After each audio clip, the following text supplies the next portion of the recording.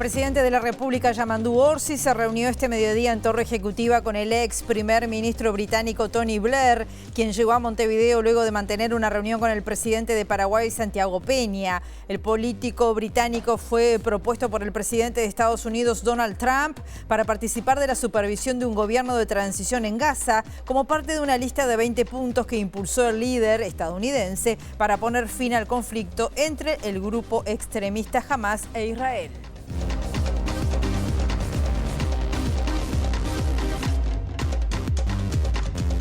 ¿Cómo están? Bienvenidas, bienvenidos a MBD Noticias. Comenzamos con la información con 23 grados a esta hora aquí en Montevideo, en la capital. Una jornada que va a seguir con el cielo nuboso, periodos de cubierto, probable formación de tormentas aisladas, los vientos soplando del sector norte entre 10 a 30 kilómetros por hora con periodos que pueden llegar a variar, y la máxima anunciada para hoy es de 27 grados.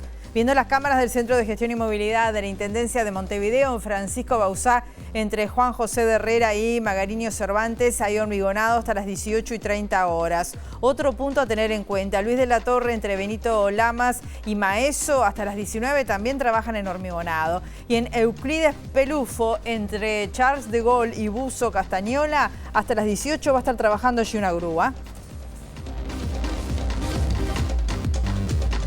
Compartimos los títulos que se destacan a esta hora.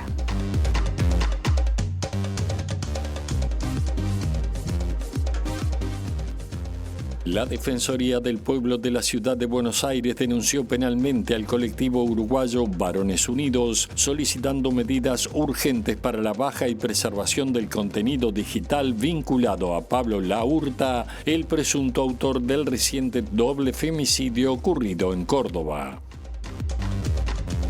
El director ejecutivo de la Agencia del Gobierno Electrónico y la Sociedad de la Información, Daniel Mordecki, dijo que en lo que va del año se registraron alrededor de 17.000 incidentes de ciberseguridad.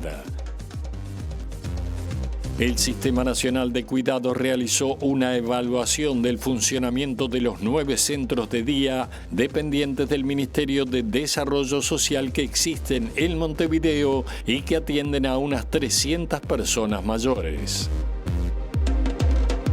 15 niñas, niños y adolescentes fueron asesinados en lo que va del año y 42 sufrieron heridas de balas, según el registro de la plataforma Infancias y Adolescencias, que reúne a diversas organizaciones que trabajan en temas de niñez y juventud.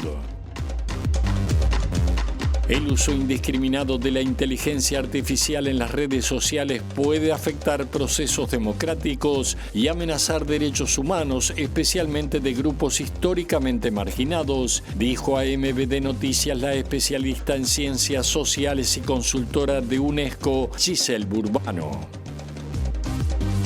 El presidente interino de Perú, José Gerí, anunció este martes la declaración del estado de emergencia en Lima y en la provincia del Callao, decisión que justifica como parte de la lucha contra la delincuencia organizada. La medida rige desde la hora cero de este miércoles por un plazo de 30 días.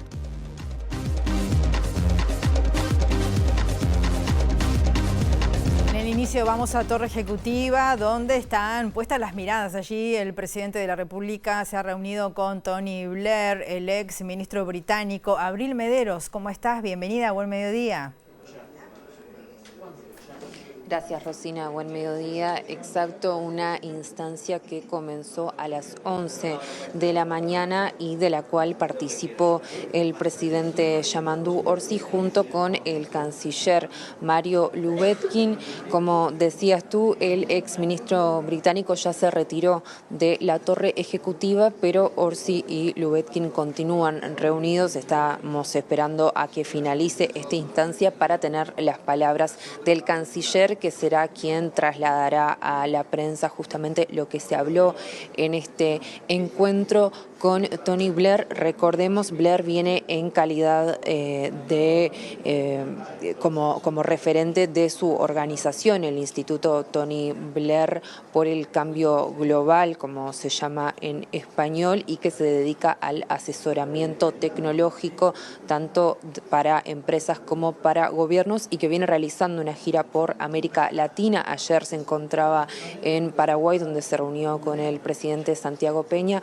Hoy viene a Uruguay, presuntamente con el fin de firmar un acuerdo de cooperación justamente con el gobierno uruguayo y su instituto, más allá de que hay expectativas respecto al otro rol que va a pasar a cumplir Blair en el ámbito internacional y que tiene que ver con la presidencia de esta Junta de Paz que está siendo planificada por el presidente estadounidense Donald Trump para poner fin al conflicto en Medio Oriente, para realizar ese proceso de transición hacia la paz en la Franja de Gaza, y del cual Tony Blair está a cargo. Uruguay ya ha manifestado en varias instancias internacionales su voluntad de participar y colaborar con lo que pueda para ese proceso de paz, por lo cual también está previsto consultar justamente al canciller Lubetkin si ese punto formó parte de esta instancia, en la cual desde Comunicación Presidencial se ha aclarado que no se trató de una reunión política, sino con el fin de este acuerdo de cooperación con el instituto. Así que estos son los dos temas que están sobre la mesa en esta reunión. Estaremos compartiendo con ustedes más adelante, una vez que finalice este encuentro con el canciller Lubetkin, para que podamos tener su palabra en vivo aquí con ustedes. Muy bien, muchas gracias, Abril. Vamos a otros temas. La Defensoría del Pueblo de la Ciudad de Buenos Aires denunció penalmente al colectivo uruguayo Varones Unidos, solicitando medidas urgentes para la baja y la preservación del contenido digital vinculado a Pablo Laurta, el presunto autor del reciente doble femicidio ocurrido en Córdoba. La institución solicita dar de baja los contenidos web del colectivo para preservarlo y que se pueda usar como prueba. La denuncia fue impulsada por la titular de la Defensoría, María Rosa Muñoz, ante la Fiscalía Especializada del Ministerio Público de la Ciudad de Buenos Aires por discriminación por motivos de violencia de género digital y odio misógino. La decisión de actuar se basó en que, junto con la noticia del doble femicidio de Mariel Zamudio y su hija Luna Giardina, por el cual está imputado Pablo Laurta, expareja y ex yerno de las víctimas, la Defensoría estableció que el acusado estaba al frente de una comunidad digital denominada Varones Unidos, con intervenciones misóginas. En este sentido, se explica que al constatar que el dominio del sitio web estaba registrado a su nombre, se solicitó la preservación del contenido digital, dado que podría constituir prueba. También se solicitó la baja del contenido disponible en su sitio web y en redes sociales, específicamente de Instagram, que sigue activa a diferencia de lo que ocurre en X y Facebook, donde si bien parte de sus perfiles siguen visibles, al ingresar a los contenidos ya no están disponibles. En un comunicado, la Defensoría del Pueblo de la Ciudad de Buenos Aires enfatizó que la violencia de género digital vulnera gravemente los derechos humanos y que el ejercicio de la libertad de expresión no es absoluto cuando promueve el odio o la violencia, indicando que las medidas solicitadas se enmarcan en la Ley 26.485, que habilita ordenar a las plataformas digitales la supresión de contenidos que constituya violencia digital o telemática. El director ejecutivo de la Agencia del Gobierno Electrónico y la Sociedad de la Información, estamos hablando de AGESIC, Daniel Mordecki, dijo hoy que en lo que va del año se registraron alrededor de 17.000 incidentes en materia de ciberseguridad. El jerarca, quien participó en la inauguración de un simposio sobre ciberseguridad organizado por la OEA, destacó que esta cifra de ataques informáticos es superior a todos los que se registraron en 2024. Nosotros tenemos registrados en el entorno, por ejemplo, de 17.000 incidentes en la primera mitad de lo que va de 2025, en los que no pasó absolutamente nada. Intentos de hackeo. Bueno, intentos que fueron contenidos hay un viejo refrán que dice que lo que se evita no se premia, y yo creo que tiene razón, ¿no? O sea, el foco está en aquellos que realmente tienen éxito y en tomar las medidas para que no sucedan en el futuro y para mitigar los daños que generan y para perseguir a los que lo hacen. Por ejemplo, del incidente que tú mencionabas que involucra al presidente, el autor está preso. Era un hacker que se autodenominaba Vladi y lo encontró la policía, lo formalizó la justicia y lo procesó con 24 meses, 18 de prisión efectiva. Entonces, eso es como el abanico, ¿no? Prevenir que no sucedan, eso es la mayoría, y luego mitigar los riesgos y contener los daños y perseguir a los que lo hicieron. Es imprescindible fortalecer porque la tendencia es a crecer. O sea, esta cifra que yo te daba es mayor que todos los incidentes que hubieron en 2024. O sea, en la medida en que nuestra sociedad es más digital, vamos a tener más incidentes y por lo tanto necesitamos políticas que fortalezcan la capacidad de prevenirlos y de actuar cuando sucede. Volvemos a Torre Ejecutiva, está hablando ya el canciller Mario Lubetkin, luego de este encuentro que mantuvieron el presidente Orsi y Tony Blair, ex ministro británico. Aplicar inteligencia artificial y los desarrollos tecnológicos en áreas de desarrollo económico del Uruguay, sobre todo en el área agrícola, ganadera. Y tercero, todo el tema de cómo poder respaldar a todo ese gran esfuerzo que se está tratando de hacer en la lucha contra el narcotráfico y el terrorismo. Digamos, eso fue lo básico. Ahora el presidente, el ex primer ministro Blair embarcó para Argentina para hacer su vida. ¿Esos procesos de cooperación? Bueno, a partir de la firma, ya están los equipos, inclusive en cierto punto la reunión se dividió en varias partes. Primero hubo una conversación entre el presidente Orsi y Blair y después se juntaron los equipos de los dos lados, tanto de la institución de Tony Blair como del lado nuestro, para intercambiar opiniones, y ahora van a seguir los técnicos, digamos. El presidente de la Fundación Blair y el presidente Orsi dieron una serie de pautas y ahora lo trabajarán en los próximos meses. ¿Para el gobierno uruguayo es un respaldo la llegada del ex primer ministro británico a nuestro país? Yo creo que este gobierno necesita respaldos. Yo creo que lo que está planteado es que hay un flujo de viajes y de visitas que son interesantes. Ahora, dentro de unos días, viene el presidente de Mongolia, justamente para el desarrollo de todo el tema agrícola-ganadera, que es un país que está teniendo un fuerte desarrollo. Poco después llega una importante delegación china. O sea, empieza a haber un flujo cada vez más importante. Se van a abrir varias embajadas, como ustedes lo saben, la embajada de India, la embajada de Ucrania. Ahora, en uno de estos viajes, el propio canciller de Argelia dijo que están pensando en reabrir, porque la tenían antes, relaciones diplomáticas. Es parte de esta dinámica nueva que se está dando, de este mundo que está cambiando extraordinariamente. ¿Hubo posibilidad de hablar de la situación de Gaza con Blair y esa propuesta del presidente norteamericano? No, de eso no se habló para nada. Digo, lo que se habló se hizo un intercambio sobre cómo está el escenario internacional. No se puede no hablar también de eso, pero también se habló de eso, se habló de las reflexiones del presidente Orsi y del reciente viaje a Italia. En fin, es parte de la dinámica, nada en particular. ¿Se le manifestó la intención que tiene el gobierno de colaborar con Palestina en particular de diferentes modos? Se hablaba de la posibilidad del alimento, por ejemplo. No, en lo concreto no. Lo que señaló el presidente Orsi es lo que dijo Naciones Unidas, que es Uruguay en todo lo que pueda ayudar en los escenarios de paz, lo vamos a hacer, pero eso es política genérica, nada más que eso, y no se habló de ningún tema puntual en relación a eso. El otro día Orsi dijo que O'Donnell trajo muchas cosas de Estados Unidos, que le fue muy bien. ¿Se puede adelantar algo? Yo llegué hace 3 horas. Solamente entré directamente a la reunión y les estoy transmitiendo la reunión. Les puedo transmitir de lo que pasó en los últimos 15 días en mi experiencia, en la cual estuve en Alemania, en Bruselas, en Italia, en España. ¿El Tratado de Libre Comercio entre la Unión Europea y el Mercosur? Yo creo que sí. Yo vengo bien optimista. Ustedes saben cuál es el escenario, dónde están las oposiciones, los franceses, los polacos, pero yo veo una disposición, en particular quedé muy impresionado de los alemanes, que son uno de los grandes factores de empuje para llegar al acuerdo, junto a españoles y otros, o como le señaló la presidenta Meloni al presidente Orsi el otro día en Italia. Hay un amplio espectro mayoritario de cerrar rápido y de cerrar antes de fin de año.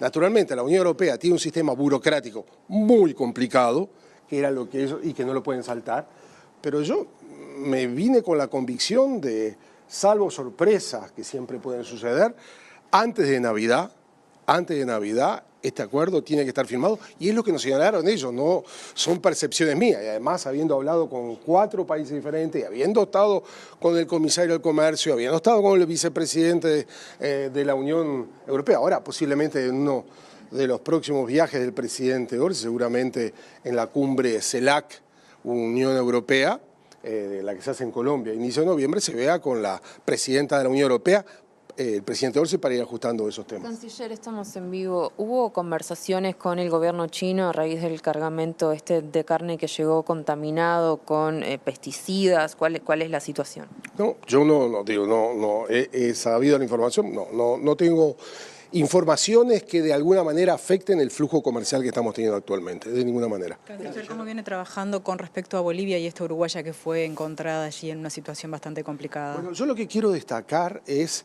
el equipo que tenemos de ayuda a los emigrantes uruguayos en el exterior.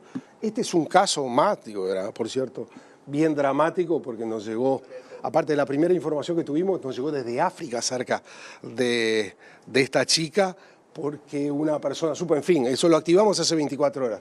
Pero ya tenemos una larga lista de aspectos concretos en los cuales los equipos nuestros de migración resuelven rápido la realidad de muchos uruguayos que se encuentran en situación. ¿Ustedes se acuerdan el caso de aquel envenenamiento de hongos que hubo hace un tiempo? Bueno, fue nuestra consulado, creo que fue en Barcelona, que mandó los antídotos para que llegaran en tiempo y algunos uruguayos no fallecieran. O sea, el mecanismo está bien activo y por suerte están afrontando y resolviendo bien casos muy complejos. Yo creo que tenemos que estar orgullosos de los equipos que se están formando para este tipo de temas. Bien, estamos viendo al ministro de Relaciones Exteriores, Mario Lubetkin, el canciller que salió a hablar con la prensa luego del encuentro entre el presidente Orsi y Tony Blair, pero además obviamente está siendo requerido por otros temas de la agenda que tienen que ver con el ministro de Relaciones Exteriores. Vamos a otros temas. El gobierno lanzó hoy una operación financiera de gestión de deuda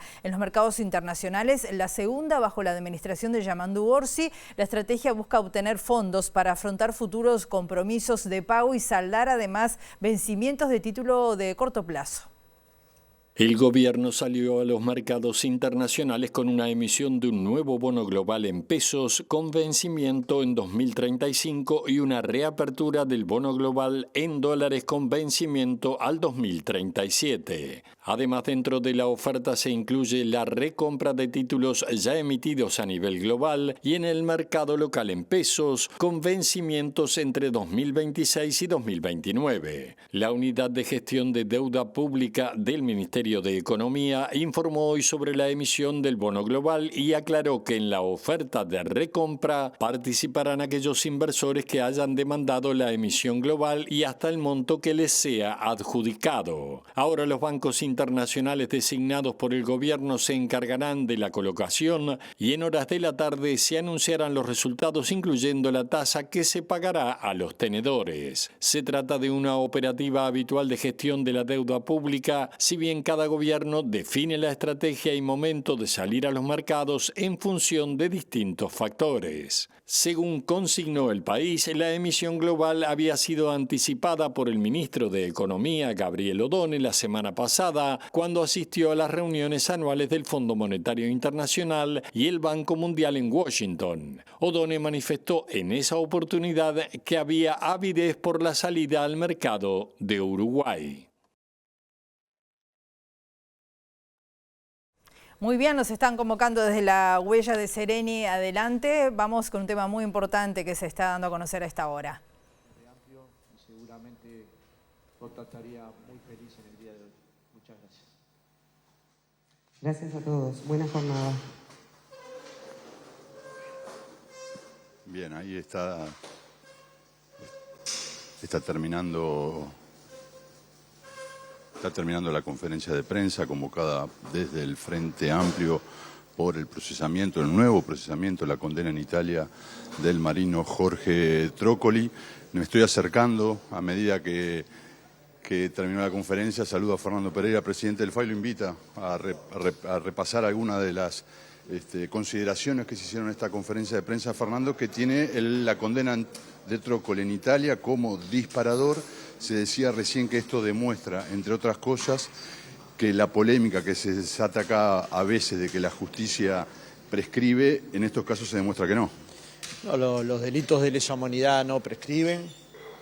Lo que pasó con Elena fue un secuestro en territorio venezolano perpetrado por personas como Trócoli, que hoy terminaron de ser juzgadas y condenadas en Italia a una nueva cadena perpetua, y de alguna manera reivindican la lucha de las organizaciones sociales y políticas por defender la verdad, la memoria, la justicia y el nunca más de dictadura. Y es un trabajo de muchas décadas, de muchos hombres y mujeres que ya no están, de muchos hombres y mujeres que nos enseñaron que era un valor democrático defender la lucha contra la impunidad, de muchos hombres y mujeres que construyeron la marcha del silencio para seguir luchando desde otra perspectiva, desde la perspectiva de marchar para reclamar la aparición de los restos de los desaparecidos. Es la esperanza de que miles de jóvenes levantan esos retratos de nuestros desaparecidos, no habiendo vivido esa dictadura, simplemente con el compromiso ético de una parte de la sociedad, la más joven, que dice esto en el Uruguay no debe pasar nunca más. Y nosotros queremos que estos restos aparezcan. Y es un acto de justicia. Y en general la verdad y la justicia nos hacen más libres, nos hacen mejores. La sociedad uruguaya, por mucho tiempo se le dijo que este tema no existía, que no existían los desaparecidos, que no existía la represión del volumen que tuvo. En el Uruguay hubo miles de torturados y torturadas, hubo cerca de 200 desapariciones, hubo coordinación represiva entre los distintos organismos represivos del Uruguay y con el Plan Cóndor, con el resto de los países de la región, para asesinar, desaparecer y torturar militantes de la izquierda uruguaya, con el objetivo, como lo han planteado explícitamente, de hacernos desaparecer por 50 años. Usted anunció en la conferencia que la casa de Elena Quinteros va a ser restituida a la ANEP. ¿Ya se sabe cuál es el destino que va a tener esa propiedad? ¿Para qué le van a usar? No, pero que esté en la ANEP es maravilloso para Elena y para cualquiera que tenga sensibilidad humana.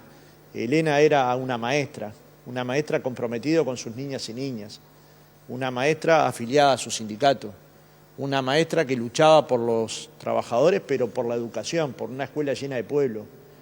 Esa maestra, ¿qué más quisiera que su casa quedara para la gestión de nuestras niñas y niños? ¿Dónde decide la ANEP? Nosotros no vamos a intervenir, la ANEP es un organismo independiente, autónomo, y va a decidir lo que mejor le parezca. Pero es una alegría tremenda que ese lugar vuelva a donde se gestionan la vida de las maestras y de las niñas. ¿Qué opina del voto de Deisy Iglesias contrario a esto? Bueno, no opino. Tiene derecho. Para nosotros es un avance. A Deisy la conozco de toda mi vida. Argumentos, la respeto mucho, pero claramente es un gesto del gobierno uruguayo que de alguna manera restituye a otra parte del Estado uruguayo una casa que no podía estar en un lugar donde la arrebataron, donde se la apropiaron, donde se la quitaron, donde la secuestraron. En ese lugar no podía estar, en el Ministerio de Defensa no podía estar. Obviamente siempre puede haber más de una opinión de dónde debería ir la casa, si restituírsela a sus dueños o a sus exdueños, pero la decisión de la ANEP para nosotros es...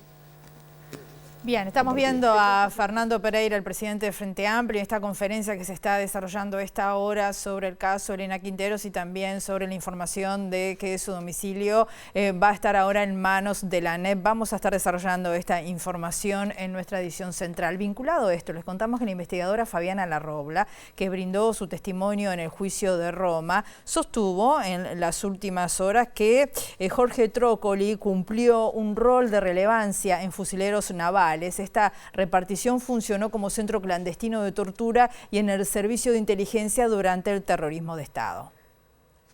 Cambia el relato acerca del secuestro de Elena Quinteros, que siempre se atribuyó solamente a Ocoa o la policía o solo el 300 Carlos. Nosotros ya teníamos evidencia de que ella había pasado por el FUSNA, por lo tanto que estaba implicada los servicios de operaciones y de inteligencia de esa unidad, y bueno, y esto queda confirmado. De alguna manera, bueno, que haya una sentencia tan firme confirma todas estas investigaciones que hemos hecho, ¿no? ¿Cuál fue el rol de Trócoli en estos casos, el de la pareja ítalo-argentina y el de Quintero? Bueno, él era el jefe del S2, él era el oficial S2, el oficial interrogador, o sea que fue, y además él también era un oficial de enlace muy cercano a Ocoa, y fue un papel muy, muy relevante.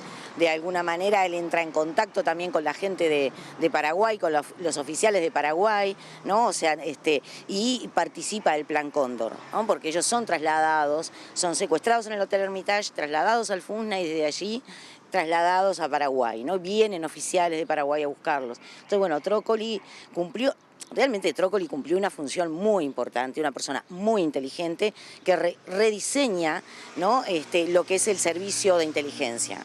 Rediseña, lo arma, genera otra estrategia, otra organización y hizo que el FUSNA en lo que es el marco de operaciones represivas se reposicionara.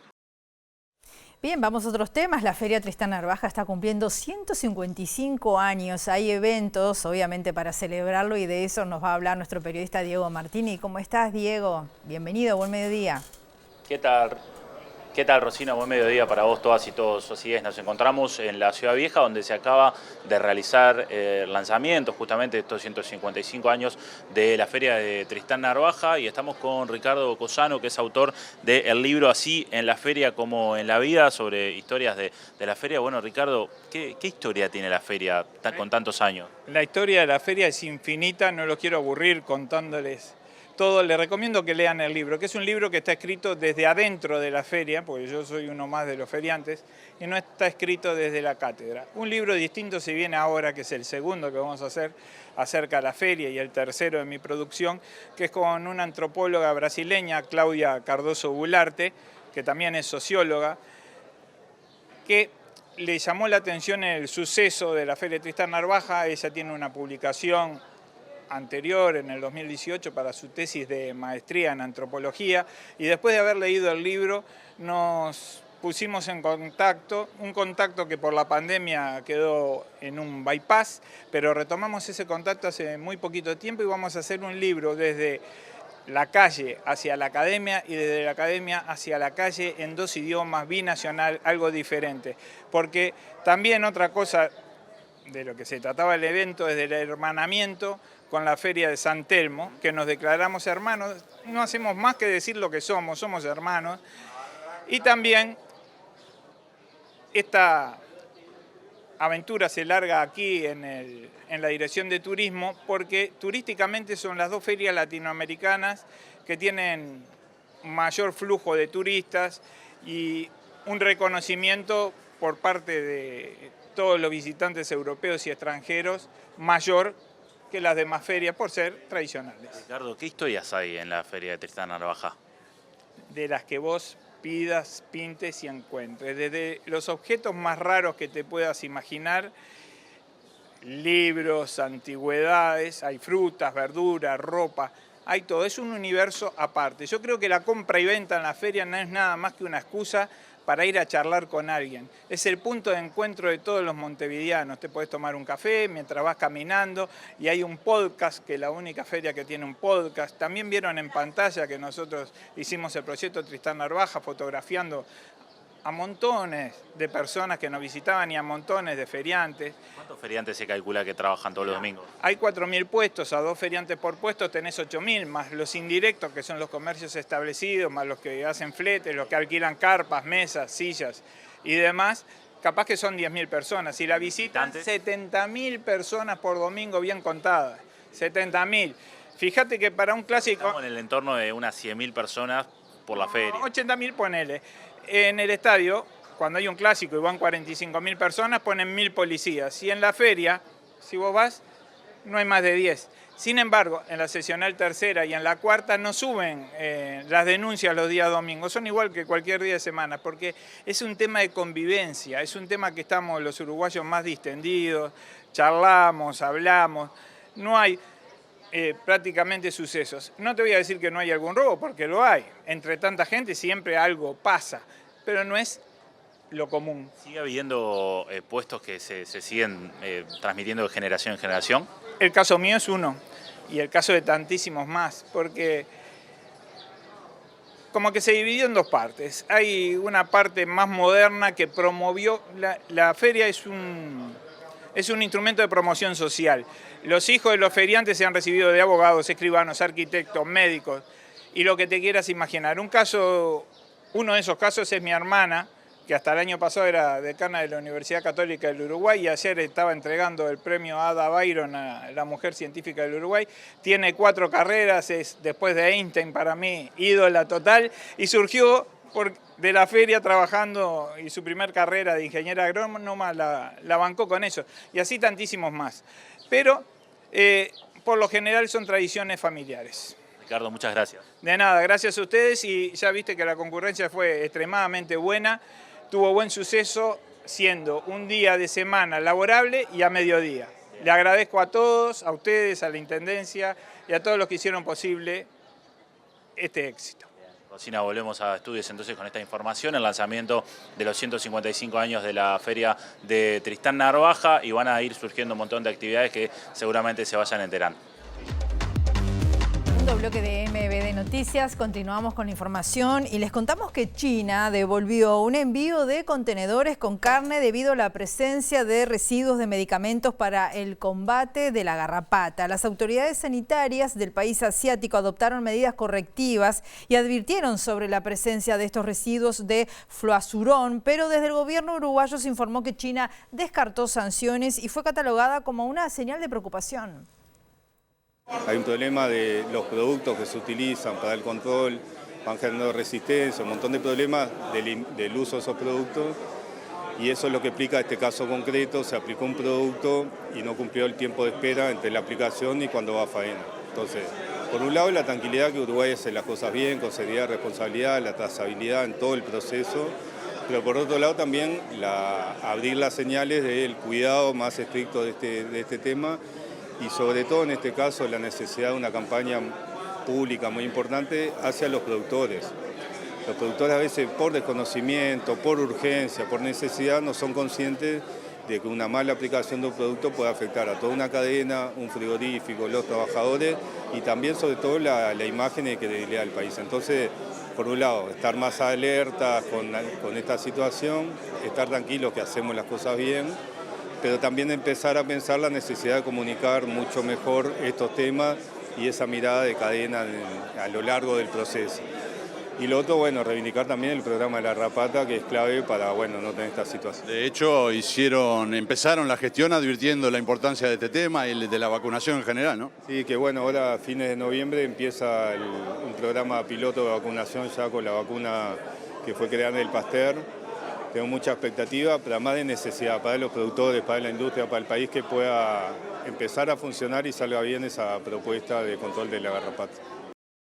El Sistema Nacional de Cuidados realizó una evaluación del funcionamiento de los 9 centros de día que son dependientes del Ministerio de Desarrollo Social que existen en Montevideo y que atienden a unas 300 personas mayores. La secretaria nacional de Cuidados y Discapacidad del MIDES, Susana Muniz, dijo que existe una evaluación positiva del trabajo que desarrollan los centros, pero subrayó que es necesario fortalecerlos y extenderlos a todo el país.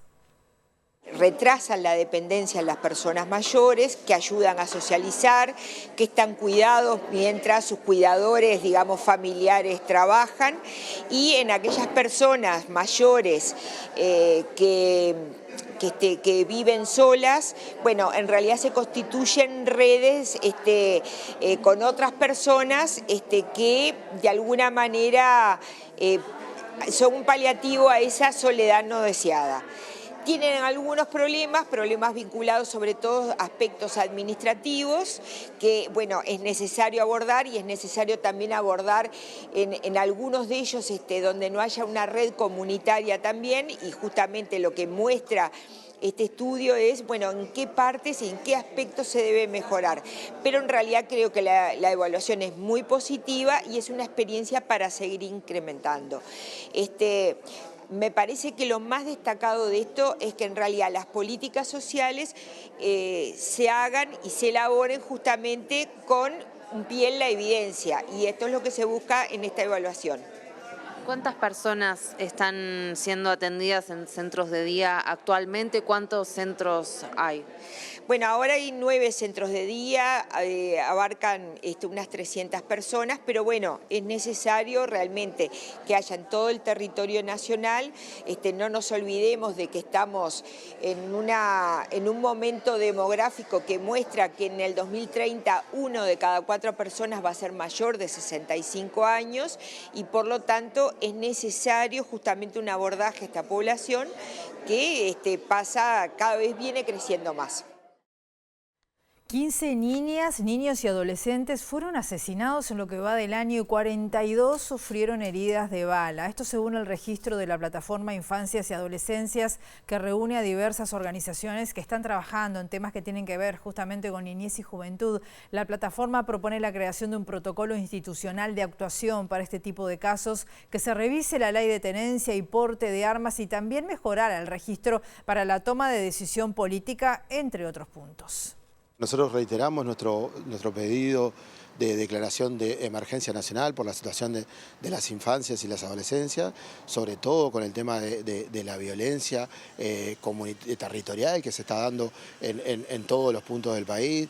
Llevamos 42 niñas y adolescentes baleados en territorio y 14 asesinados en lo que va 15 asesinados, perdón, en lo que va del 2025, y entendemos que que el tema amerita disponer de todos los recursos del Estado para abordar esta situación integralmente.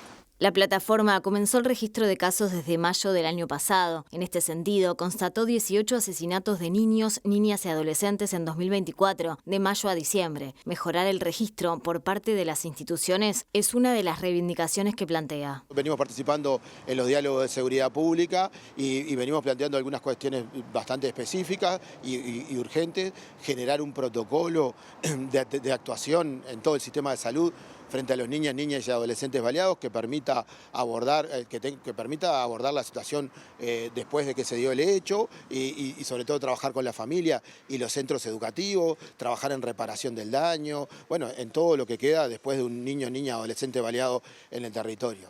Después, por otro lado, estamos planteando también que se revise la ley de tenencia y porte de armas que existe actualmente en Uruguay, que habilita la posibilidad de 8 armas por persona. Entendemos que para la autodefensa es exagerado el número de armas que se habilita.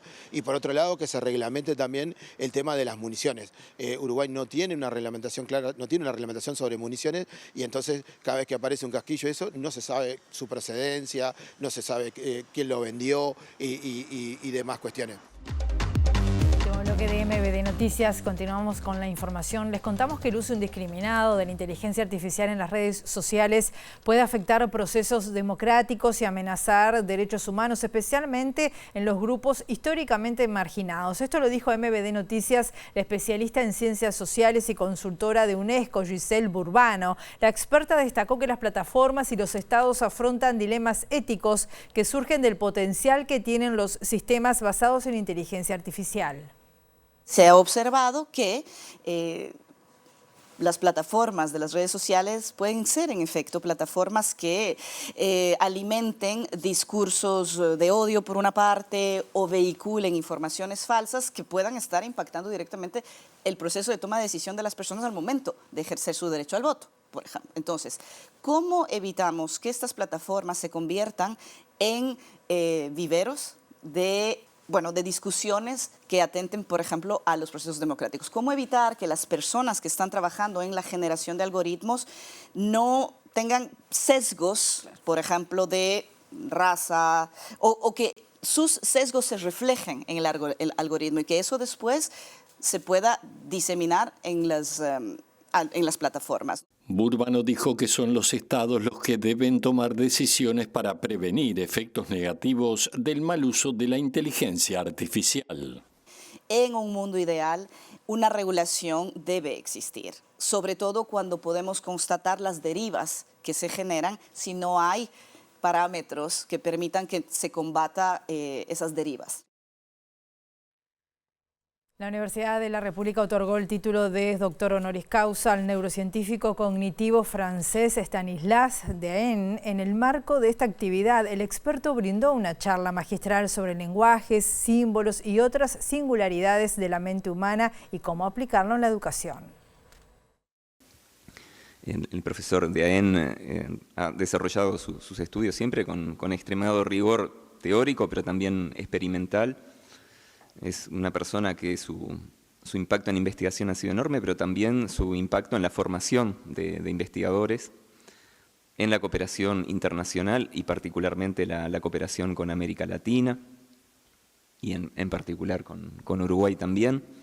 Y bueno, y también es alguien, ¿verdad?, que no solo ha quedado en la investigación, en la generación de conocimiento, en la generación de recursos humanos, de personas, ¿verdad?, el formar personas para ampliar la comunidad que investiga en estos temas, sino que también se ha involucrado en tratar de pensar y de impulsar cambios en la educación a partir de las consecuencias de estos estudios. Estuve aquí un par de veces para desarrollar la ciencia de la lectura, de educación juntos, y admiro muchísimo lo que está sucediendo aquí en Uruguay, donde tenemos personas que trabajan en la educación, en el desarrollo de matemática, lectura, pero también hay todo un país, un plan país que admiro hace 18 años y que hago seguimiento con mucha intriga de lo que podrían hacer como país, que es relativamente pequeño, y cómo pueden trabajar juntos de manera excelente en materia educativa. Así que muchísimas gracias por haberme asociado en esos esfuerzos y por haberme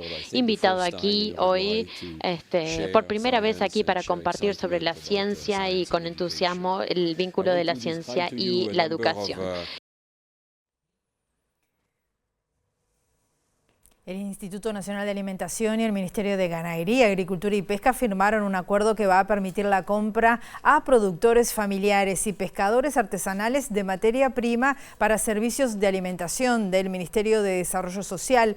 Esta iniciativa apunta a promover el desarrollo de pequeños emprendimientos productivos y descentralizar la distribución de los recursos destinados a la adquisición de alimentos por parte del Estado.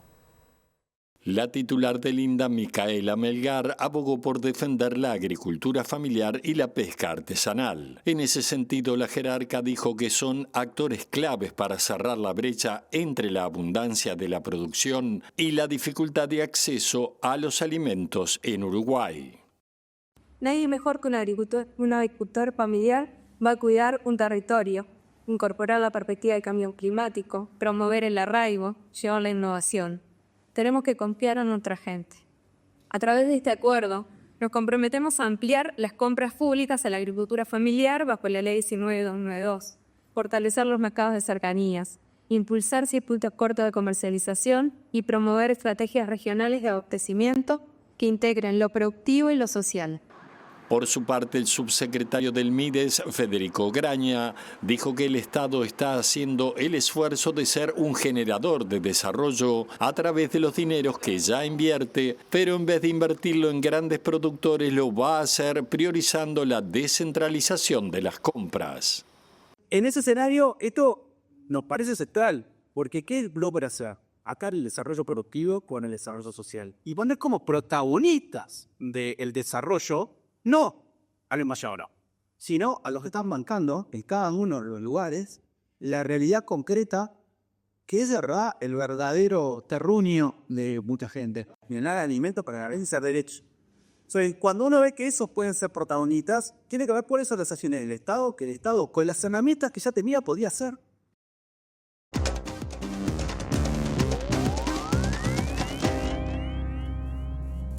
El presidente interino de Perú, José Gerí, anunció este martes la declaración del estado de emergencia en Lima y en la provincia del Callao, decisión que justifica como parte de la lucha contra la delincuencia organizada. La medida rige desde la hora 0 de este miércoles por un plazo de 30 días. Compatriotas, la delincuencia ha crecido de manera desmesurada en los últimos años, causando un enorme dolor en miles de familias y perjudicando además el progreso del país. Pero esto se acabó. Hoy empezamos a cambiar la historia en la lucha contra la inseguridad en el Perú. En un escueto mensaje difundido a través de televisión y redes sociales, el presidente interino de Perú, José Gerí, anunció un estado de emergencia por 30 días para combatir la ola de crímenes que afecta a la capital y su área metropolitana, así como la vecina provincia portuaria del Callao, en un discurso de 50 segundos y sin dar precisiones sobre las medidas a tomar bajo la situación de excepción. La decisión se venía manejando desde que Gerí asumió la presidencia de Perú el 10 de octubre pasado, luego de que el Congreso destituyera en un juicio político exprés a su antecesora Dina Boluarte, precisamente por la falta de respuestas ante la crisis de inseguridad que vive el país.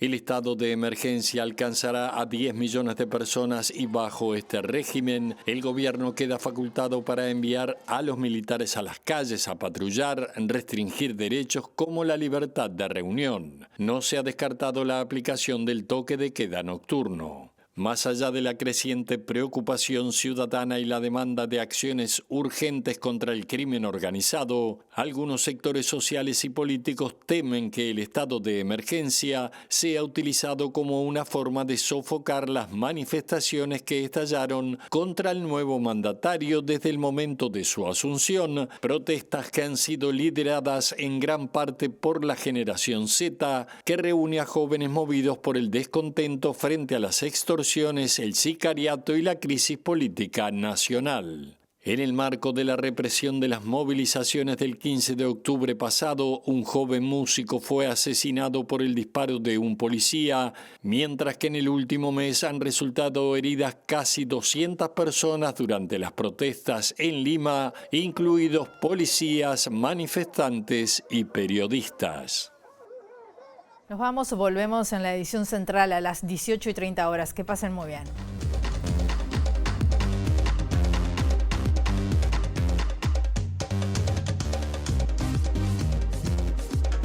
La Defensoría del Pueblo de la Ciudad de Buenos Aires denunció penalmente al colectivo uruguayo Varones Unidos, solicitando medidas urgentes para la baja y preservación del contenido digital vinculado a Pablo Laurta, el presunto autor del reciente doble femicidio ocurrido en Córdoba. El director ejecutivo de la Agencia del Gobierno Electrónico y la Sociedad de la Información, Daniel Mordecki, dijo que en lo que va del año se registraron alrededor de 17.000 incidentes de ciberseguridad.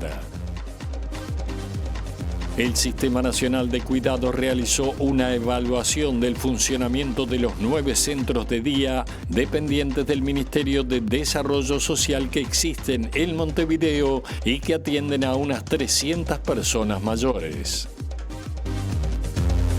15 niñas, niños y adolescentes fueron asesinados en lo que va del año y 42 sufrieron heridas de balas, según el registro de la plataforma Infancias y Adolescencias, que reúne a diversas organizaciones que trabajan en temas de niñez y juventud. El uso indiscriminado de la inteligencia artificial en las redes sociales puede afectar procesos democráticos y amenazar derechos humanos, especialmente de grupos históricamente marginados, dijo a MBD Noticias la especialista en ciencias sociales y consultora de UNESCO, Giselle Burbano. El presidente interino de Perú, José Gerí, anunció este martes la declaración del estado de emergencia en Lima y en la provincia del Callao, decisión que justifica como parte de la lucha contra la delincuencia organizada. La medida rige desde la hora cero de este miércoles por un plazo de 30 días. El presidente de la República, Yamandu Orsi, se reunió este mediodía en Torre Ejecutiva con el ex primer ministro británico Tony Blair, quien llegó a Montevideo luego de mantener una reunión con el presidente de Paraguay, Santiago Peña. El político británico fue propuesto por el presidente de Estados Unidos, Donald Trump, para participar de la supervisión de un gobierno de transición en Gaza como parte de una lista de 20 puntos que impulsó el líder estadounidense para poner fin al conflicto entre el grupo extremista Hamas e Israel.